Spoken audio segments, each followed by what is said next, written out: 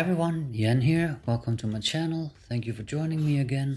Today I'll be showing you how I resin my pieces.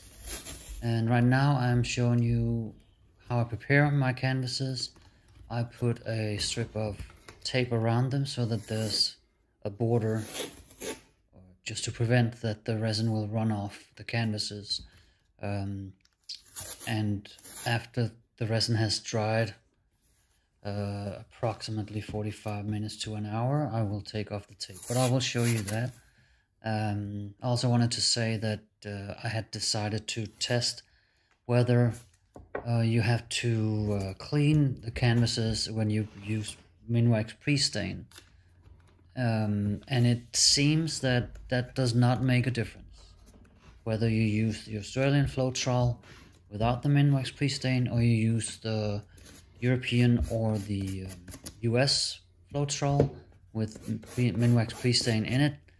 It doesn't seem to make a difference, at least not for the resin that I'm trying out here. This is also a new resin that I'm trying out, and I'm extremely happy with it.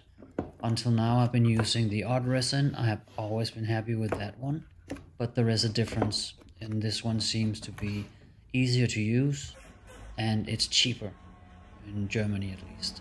So it's a 2-to-1 mix that you use, so you have one part that, or one bottle that you use one part of, and then the next bottle you use 2 parts of. I'm showing you here that I'm mixing the two directly into a cup.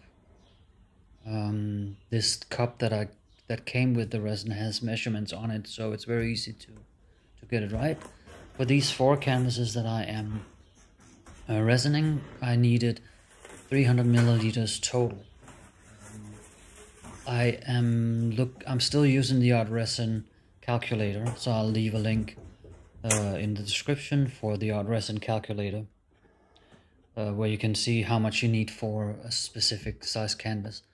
Right now I'm stirring it. I will be doing that for 3 minutes, so I'm speeding it up, obviously.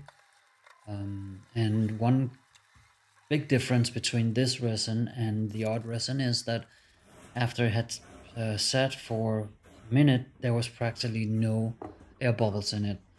The odd resin does have more air bubbles in it, and you have to use a heat gun to get rid of them. I'm now just pouring the resin on each piece, approximately the same amount on each, and you'll see how it's much more fluid than the odd resin if you've used that before. It's a little thicker, which at first it scared me a little bit with this one that is so liquid, but it's actually much easier to work with, as I said.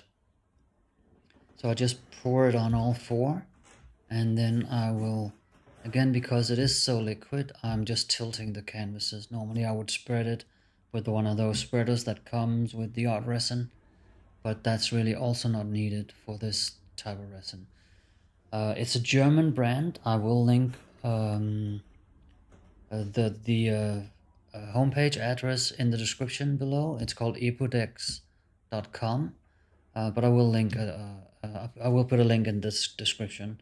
As you see, I'm just tilting the canvases, spreading it out evenly on the canvases, and because I have these borders created with the tape, it doesn't run off. It's important that I don't know if you saw that in the beginning that I kind of just secure the tape with a little stirring stick, so to make sure that it's actually attached well enough to the sides, because if it's not, the resin might just loosen the tape from the sides, and it'll just start dripping down anyway. So here I'm just closing in so you can see how liquid it is and how well it spreads.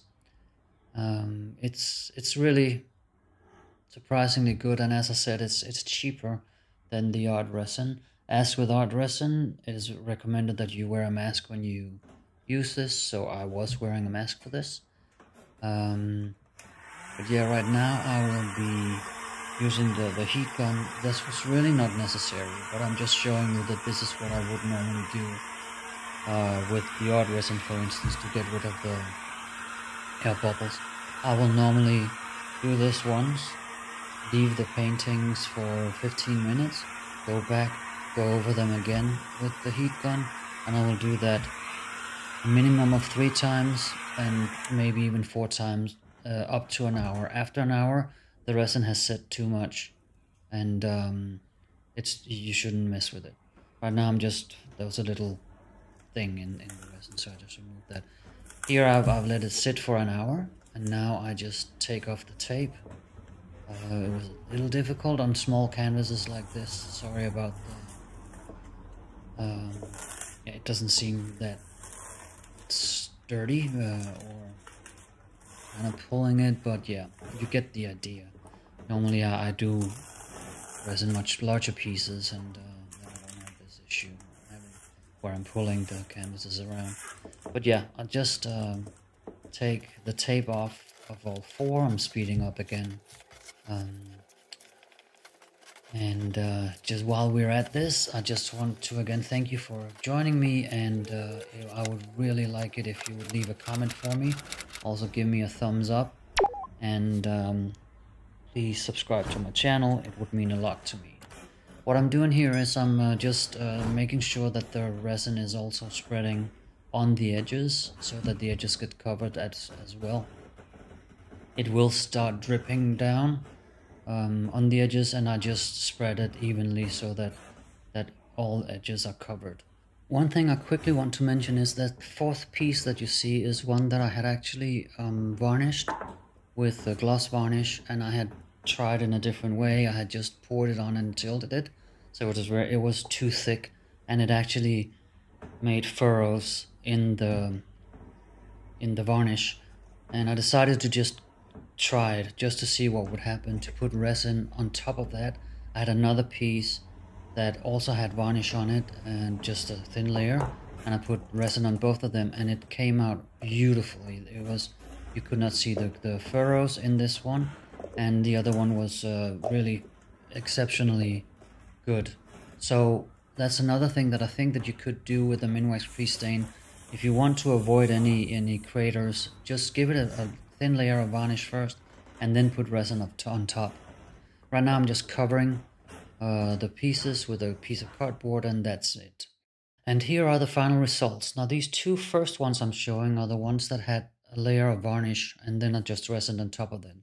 This one had a thin layer of varnish. The next one was the one that had a thick layer that actually generated or created furrows in the varnish, and now you cannot see it. And the last 3 here are the ones that I had tested the Cell Activator on, with and without minwax pre-stain. My favorite is really the last one, the European. Yeah, I don't know. There's just something about the lacing on that one that I prefer. With that said, I want to thank you so much again for joining me, and I hope that you come back, and I wish you a wonderful day. Goodbye.